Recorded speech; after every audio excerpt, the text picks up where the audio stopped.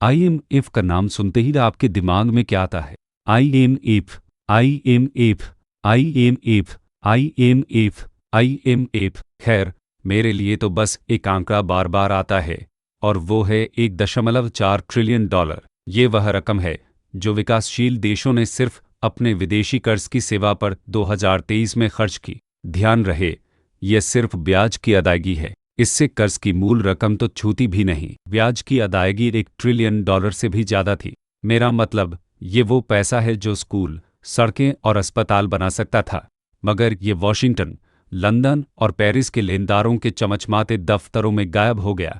देखिए, जब कर्ज दिया जाता है तो कर्ज चुकाना तार्किक है, मगर यहाँ बस इतनी ही बात नहीं है, क्योंकि ग्लोबल साउथ को दी जाने वाली हर $1 की मदद में से $14 कम कीमत पर निर्यात, ज़्यादा कीमत पर आयात और विदेशी निवेशकों द्वारा घर ले जाए गए मुनाफे के जरिए बाहर चले जाते हैं। पिछले 6 दशकों में 62 ट्रिलियन डॉलर की रकम गरीब और विकासशील देशों से निकालकर फर्स्ट वर्ल्ड देशों के बैंकों और फर्मों में पहुंचा दी गई। और इस सब के केंद्र में खड़ा है इंटरनेशनल मॉनेटरी फंड या IMF, the global debt enforcer. हमें बताया गया था कि आईएमएफ संकट से देशों को बचाने के लिए आखिरी सहारे के तौर पर मौजूद है, लेकिन असलियत में यह उन्हें आर्थिक सख्ती की जंजीरों से जकड़ देता है, उन्हें जीवित रहने के लिए अपनी संप्रभुता का सौदा करने पर मजबूर करता है। संयुक्त राष्ट्र के मुताबिक विकासशील दुनिया 31 ट्रिलियन डॉलर के कर्ज में डूबी हुई है। अब अगर आप इस रकम की अमेरिका के कर्ज से तुलना करें तो ये वास्तव में इतनी बड़ी नहीं है, क्योंकि अकेले अमेरिका का कर्ज 38 ट्रिलियन डॉलर है। लेकिन अमेरिका के उलट आप देखेंगे कि ये तथाकथित विकासशील देशों को कभी सचमुच राहत नहीं मिलती, चाहे उन्हें कितनी भी वित्तीय सहायता मिले या उनसे कितने भी सुधार करवाए जाएं। कर्ज प्रबंधित करना और मुश्किल होता जाता है और आम लोगों के लिए जिंदगी और कठिन होती जाती है। आज लगभग 60% निम्न आय वाले देश कर्ज संकट का सामना कर रहे हैं, जिसका मतलब है कि जब कोई देश अपने कर्ज दायित्वों को पूरा करने के लिए संघर्ष करता है, और इसका पैमाना चौंकाने वाला है, क्योंकि अब हमारे सामने ऐसी स्थिति है जहां कई सरकारें असली विकास पर खर्च करने से ज़्यादा पैसा सिर्फ ब्याज चुकाने में खर्च करती हैं। मेरा मतलब, हर कुछ सालों में वही कहानी दोहराई जाती है। किसी देश का पैसा खत्म हो जाता है, आईएमएफ स्थिरता का वादा करते हुए कदम बढ़ाता है और कर्ज देता है, और हर खैरात के साथ अर्थव्यवस्था चलाने का एक मैनुअल आता है।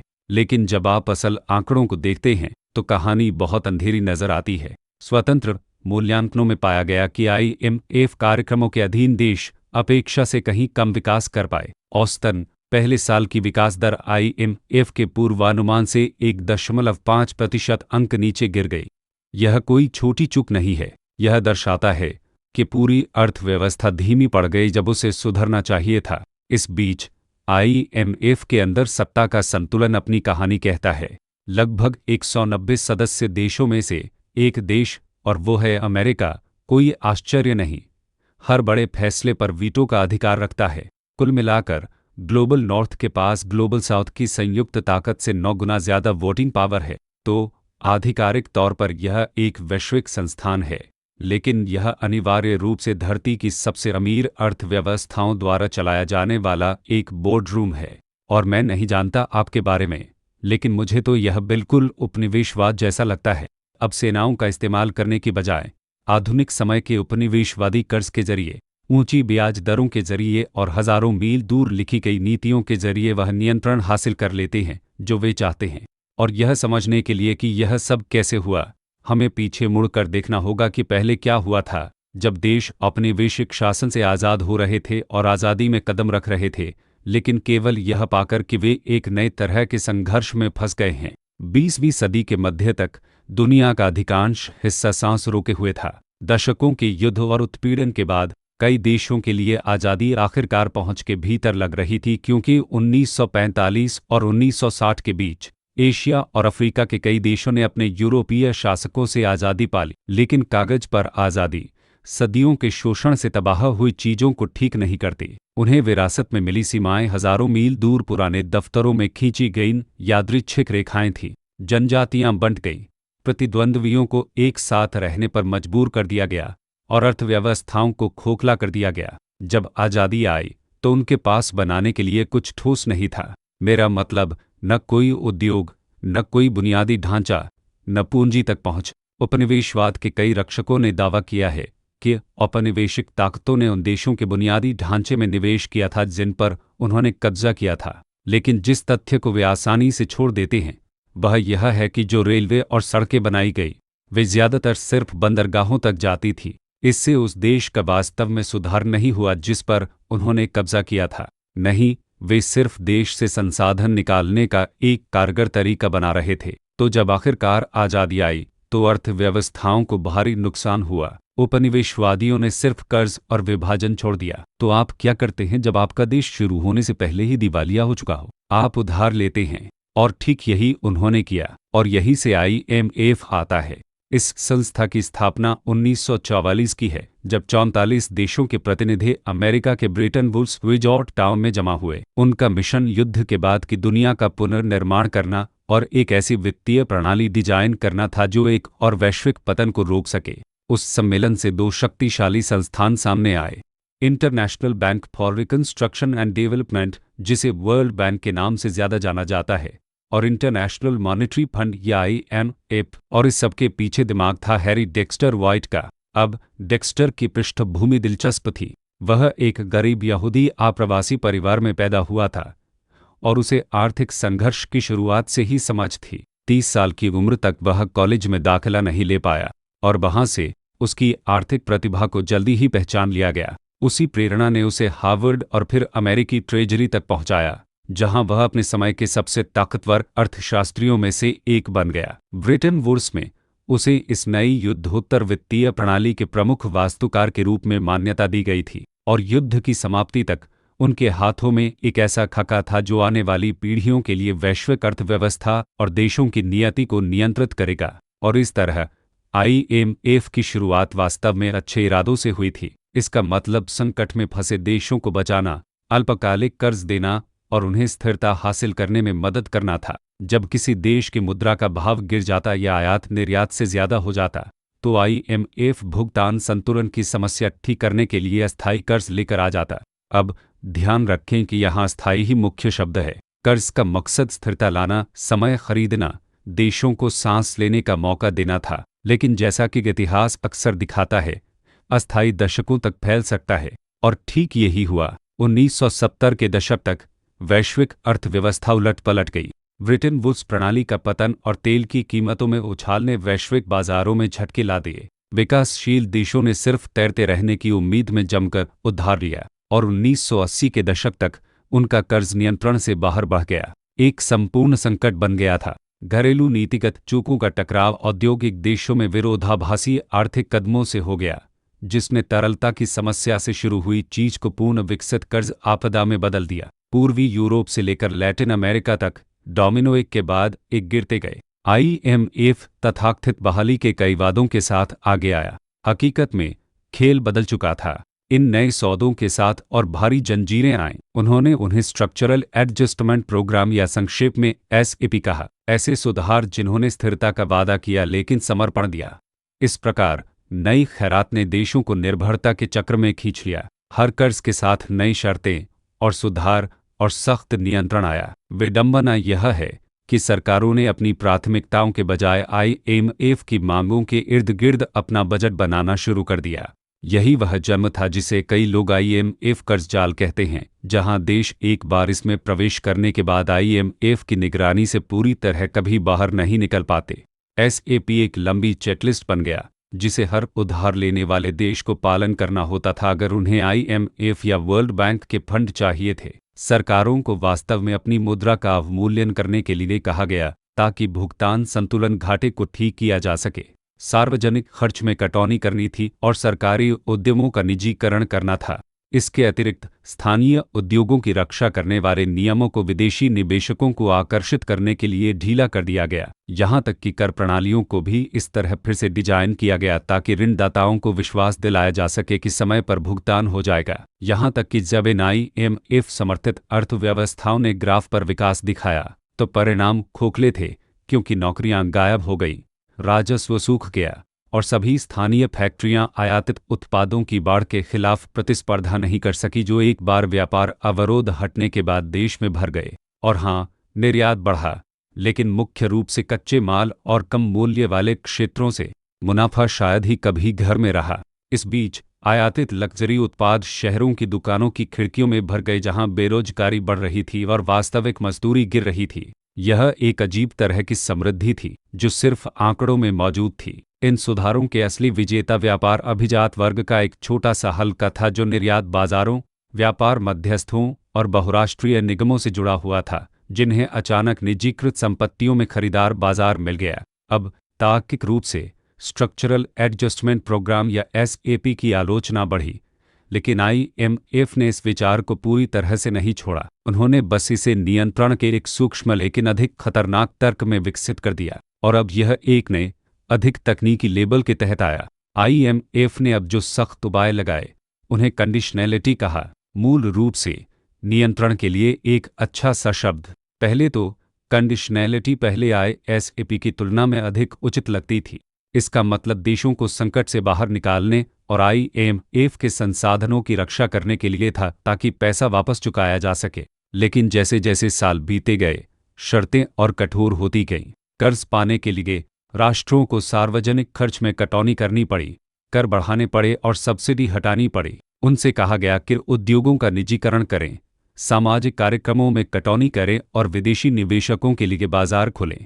एक बार जब किसी देश ने सौदे पर हस्ताक्षर कर दिए तो उसके पास ना कहने की बहुत कम गुंजाइश बची। हर कर्ज किस्त नए लक्ष्यों को पूरा करने पर निर्भर थी। अगर आप एक भी चूक गए तो अगली किस्त जमा कर दी गई, जिससे आर्थिक पतन का खतरा पैदा हो गया। इस तरह आईएमएफ ने पूरे देशों का नियंत्रण ले लिया। हर नई शर्त के साथ आईएमएफ का नियंत्रण गहरा होता गया और सरकारों को अपनी अर्थव्यवस्थाओं को फिर से आकार देने और पैसा बहता रखने के लिए मजबूर किया गया। संरचनात्मक सुधारों ने बेरोजगारी बढ़ा दी, सरकारी राजस्व गिर गया और बुनियादी सेवाओं की लागत आसमान छूने लगी। कर प्रणाली, पेंशन और सामाजिक सुरक्षा सभी को भुगतान के लिए फिर से ढाला गया। वे सभी अपने ऋणदाताओं की जरूरतों की पूर्ति करते थे, न कि जनता की जरूरतों की। अधिकारों को हाशिए पर डाल दिया गया, असमानता बढ़ी और गरीबी फैल गई।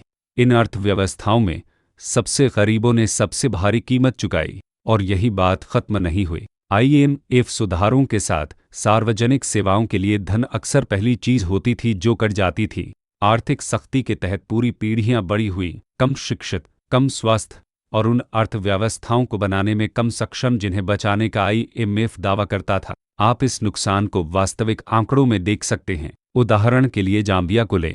2018 और 2021 के बीच कर्ज चुकाने की रकम राष्ट्रीय बजट के 20% से बढ़कर 38% हो गई। इसी अवधि में स्वास्थ्य सेवा के लिए धन 9.5% से गिरकर 8% हो गया। शिक्षा को भी झटका लगा, जो 1916 के 17% से गिरकर 2022 में सिर्फ 12% रह गई। यही होता है जब कर्ज प्राथमिकता बन जाता है। सरकारों को लेनदारों को जितना ज्यादा भुगतान करना पड़ता है, उतना ही कम वे अपने ही लोगों में निवेश करने के लिए बचता है। आज आईएमएफ ने वह किया है जिसे अर्थशास्त्री मिशन क्रीप कहते हैं। यह देशों को बताता है कि अपनी अर्थव्यवस्था कैसे चलाएं, क्या बेचें, क्या काटें और यहाँ तक कि अपने कानून कैसे लिखें।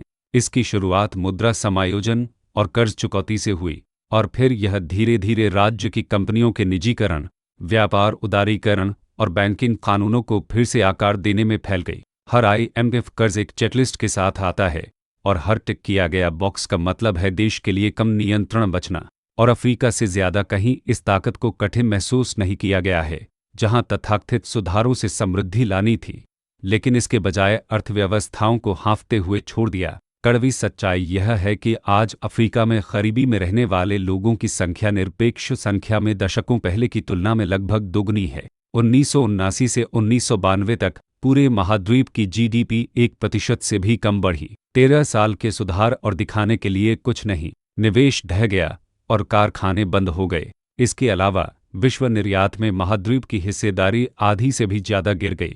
अफ्रीका कभी विकासशील देशों के कृषि निर्यात का 5वां हिस्सा से अधिक की आपूर्ति करता था। 1990 तक यह गिरकर सिर्फ 8% रह गया। विनिर्माण में यह गिरावट और भी तेज थी, लगभग 8% से गिरकर सिर्फ 1% से ऊपर। कई राष्ट्रों के लिए तथाकथित पुनर्प्राप्ति कार्यक्रमों ने उनकी अर्थव्यवस्थाओं का पुनर्निर्माण नहीं किया, बल्कि उन्हें खोखला कर दिया। जब बाजार दोबारा खुले तो इसका मतलब अवसर होना चाहिए था। इसका असली मतलब था विदेशी दिग्गजों का आना और बंदरगाहों, उपयोगिताओं और कच्चे माल जैसी हर चीज को खरीद लेना। महाद्वीप ने दरवाजे खोले और धन बाहर बह निकला। आंकड़े सब कुछ कहते हैं। हर साल 88.6 अरब डॉलर अफ्रीका से बाहर जाता है और यह महाद्वीप की जीडीपी का लगभग 4% है, जो उनके कुछ भी बनाने से पहले ही चला जाता है। वह पैसा जो सड़कों, अस्पतालों, स्कूलों को निधि दे सकता था, अब अवैध पूंजी पलायन के रूप में बाहर बहता है। महाद्वीप विदेशी निवेश के दरवाजे खोलता है, अपने खनिजों, अपने बंदरगाहों, अपनी ऊर्जा तक पहुंच बेचता है और अब वह अपनी वह संपदा खो देता है जो उसे बढ़ने के लिए चाहिए थी। यह एक रिसाव है जो कभी नहीं रुकता। और इससे भी बुरी बात यह है कि यह पूंजी पलायन सरकार को जीवित रहने के लिए और अधिक कर्ज पर निर्भर बनाता है। IMF कार्यक्रमों में फंसी सरकारें दबाव महसूस करती हैं। उनसे कहा जाता है कि वे राजकोषीय लक्ष्यों को पूरा करें, बजट संतुलित करें और समय पर कर्ज चुकाएं। जब उनका राजस्व कम पड़ता है तो वे पहले स्वास्थ्य, फिर शिक्षा, फिर सामाजिक सुरक्षा जाल पर खर्च में कटौती करते हैं। हर समायोजन फंड की चेकलिस्ट को पूरा करता है, लेकिन नागरिकों को कीमत चुकानी पड़ती है। पूरे महाद्वीप में पैटर्न दोहराता है। आर्थिक सख्ती बहीखाते को संतुलित करती है, लेकिन अर्थव्यवस्था से जीवन निचोड़ लेती है। यह सार्वजनिक निवेश को छीन लेती है, स्थानीय उद्योगों को कमजोर कर देती है और समाजों को पहले से कहीं ज्यादा नाजुक छोड़ देती है। क्योंकि सच्चाई यह है कि स्ट्रक्चरल एडजस्टमेंट प्रोग्राम कभी भी अफ्रीका के हितों के लिए डिजाइन नहीं किए गए थे। उन्हें पश्चिमी लेनदारों और विदेशी निवेशकों की रक्षा के लिए तैयार किया गया था। यहाँ तक कि नेतृत्व संरचना भी सब कुछ कहती है।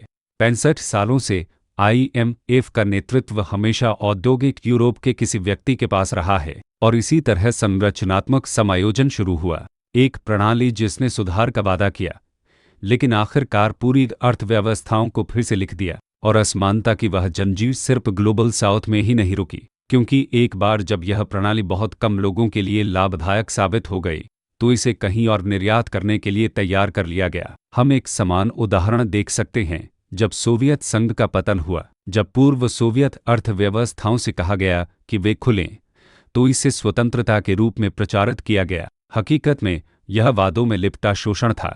IMF का वह फॉर्मूला जिसने एक बार अफ्रीका और लैटिन अमेरिका को फिर से आकार दिया था, अब उसे एक नया परीक्षण मैदान मिला और वह था रूस। इस बार उन्होंने इसे शॉक थेरेपी कहा। 2026 में बोरिस येल्त्सिन और पश्चिम समर्थित अर्थशास्त्रियों की उनकी टीम ने रातों रात स्विच फ्लिप कर दिया। कीमतें आज़ाद कर दी गई और उद्योग बेच दिए गए और सरकारी खर्च में कटौती कर दी गई। लक्ष्य एक मुक्त बाजार बनाना था, लेकिन तेजी से। नतीजा आधुनिक इतिहास का सबसे भयानक आर्थिक पतन था। देश महाशक्ति से सिर्फ कुछ ही महीनों में अस्तित्व बचाने के मोड में आ गया। कीमतें आसमान छूने लगी जबकि वेतन जमे रहे।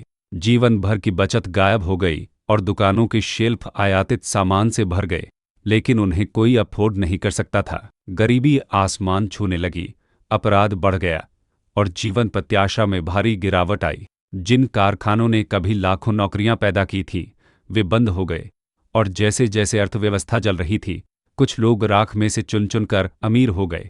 उन्होंने तेल, गैस, स्टील और बैंकों को रूबल के सेंस पर खरीद लिया। इस तरह एक टूटी हुई प्रणाली के खंडहरों से कुलीन वर्ग उभरा। मैंने वास्तव में रूसी कुलीन वर्गों के बारे में बनाए गए एक वीडियो में इस घटना को और विस्तार से समझाया है, लेकिन सच कहूं तो रूस के पास फिर से बनाने के लिए वह सब कुछ था जिसकी उसे जरूरत थी। प्राकृतिक गैस, खनिज, धातुएं, एक बड़ा कुशल श्रमबल, विशाल औद्योगिक आधार। लेकिन शॉक थेरेपी ने उस ताकत को कमजोरी में बदल दिया। जब शॉक थेरेपी आई तो वे उद्योग जो कभी उन संसाधनों को तैयार माल में बदलते थे, लगभग रातों रात ढह गए। स्टील, एल्यूमीनियम, मशीनरी जैसे संपूर्ण क्षेत्र खत्म हो गए। सोवियत संघ के पतन का मतलब यह भी था कि कई नए देश जो कभी घनिष्ठ रूप से संरेखित अर्थव्यवस्थाएं थीं, अब आर्थिक तबाही के कगार पर थे।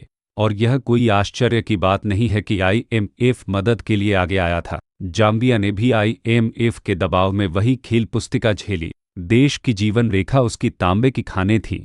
उन्हें जल्दी से निजीकृत कर विदेशी फर्मों को बेच दिया गया। वादा किया गया था दक्षता का, हकीकत थी बेरोजगारी, खोया हुआ राजस्व और अपने ही बहुमूल्य संसाधनों पर नियंत्रण से वंचित एक सरकार। उन निजीकरणों को IMF समर्थित पुनर्गठन योजनाओं के तहत किया गया था जो किसी भी कीमत पर विदेशी निवेश की मांग करती थी, और इस तरह राज्य ने अपनी खानें उनकी असली कीमत के एक हिस्से पर बेच दी। बहुराष्ट्रीय निगम कर छूट और मुनाफे की गारंटी के साथ आगे आए जबकि स्थानीय स्वामित्व गायब हो गया। जाम्बिया, जो कभी दुनिया का तीसरा सबसे बड़ा तांबा उत्पादक था, चिली द्वारा समान उत्पादन से कम कमाने पर समाप्त हो गया क्योंकि उनका अधिकांश मुनाफा बस विदेशों में चला गया। नागरिक समूहों ने सरकार से पुनर्गठन की गुहार लगाई। उसने कर कानूनों में बदलाव करने की कोशिश की, लेकिन नुकसान पहले ही हो चुका था। सागर के पार अर्जेंटीना ने भी वही स्क्रिप्ट अपनाई। 1990 के दशक में इसने IMF मार्गदर्शन में प्रमुख उद्योगों का निजीकरण किया। थोड़े समय के लिए पैसा बहने लगा, फिर दुर्घटना आई। 2001 तक बैंक जम गए, मुद्रा का पतन हो गया और लाखों लोग गरीबी में गिर गए। और यह सब एक IMF अनुमोदित कार्यक्रम की निगरानी में हुआ। देखिए, कहानी बार बार दोहराती रहती है, अलग अलग महाद्वीपों पर उसी फॉर्मूले के साथ। देखिए, लोग यह सोचते हैं कि IMF एक तरह का वैश्विक सुरक्षा जाल है, एक अंतर्राष्ट्रीय ऋणदाता जो संकट में फंसे देशों को बचाने के लिए आगे आता है।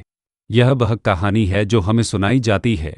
अर्थशास्त्री, राजनीतिज्ञ और वित्तीय विशेषज्ञ वे सभी एक ही बात दोहराते हैं कि IMF अर्थव्यवस्थाओं को स्थिर करने के लिए हैं, लेकिन जमीन पर तथ्य लगभग कभी भी इसकी पुष्टि नहीं करते, क्योंकि सच्चाई यह है कि IMF का कभी भी आंकड़ों को ठीक करने या बजट संतुलित करने के बारे में नहीं रहा है। इतिहास हमें दिखाता है कि यह अनिवार्य रूप से एक बहुत बड़ी प्रणाली का हिस्सा है जिसे धरती के सबसे शक्तिशाली देशों के हितों की रक्षा के लिए डिजाइन किया गया है। तो जब IMF सुधार और स्थिरता की बात करता है, तो क्या हमें अब भी यह मानना चाहिए कि यह अर्थव्यवस्थाओं को बचाने के बारे में है, या यह सिर्फ उन लोगों के हितों की रक्षा करने के बारे में है जो पहले से ही उन पर शासन करते हैं? प्लीज़ लाइक, सब्सक्राइब, शेयर करें और एक कमेंट छोड़ें। अगर आपको वीडियो पसंद आए तो यहाँ दिए गए किसी भी QR कोड से मुझे एक कॉफ़ी खरीदने पर विचार करें।